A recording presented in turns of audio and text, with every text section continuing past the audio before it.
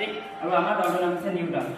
আজি আমাৰ প্ৰকল্পটোৰ নাম হৈছে অসমৰ কিছুমান বনৌষধি গছ আৰু ইয়াৰ ব্যৱহাৰসমূহ। আৰু আমাৰ লক্ষ্য আছে যে অসমৰ পৰম্পৰাগত চিকিৎসা পদ্ধতিক বিশ্ববাসীৰ ওচৰত চিনাকি কৰি দিয়া। আৰু মই ক'বলৈ ওলাইছোঁ মধুৰিআমৰ বিষয়ে।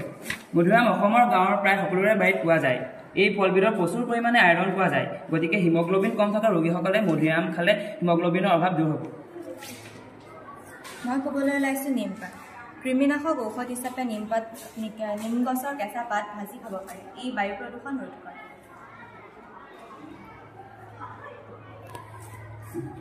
মই ক'বলৈ ওলাইছোঁ নেমু। অসমৰ এই জাতীয় ফলবিধত চাইট্ৰিক এচিড প্ৰচুৰ পৰিমাণে পোৱা যায়। ভিটামিন চিৰ অভাৱ দূৰ কৰিবলৈ নেমু টেঙা ব্যৱহাৰ কৰিব পাৰি।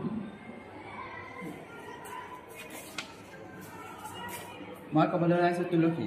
মোৰ লগত তুলসী পাতৰ ৰস মিহলাই খালে কফ, কাহ আদি ৰোগ দূৰ হয়। নিয়মিত তুলসী পাত খালে তেজ পৰিষ্কাৰ হয় আৰু তেজৰ দোষৰ পৰা মুক্তি পোৱা যায়।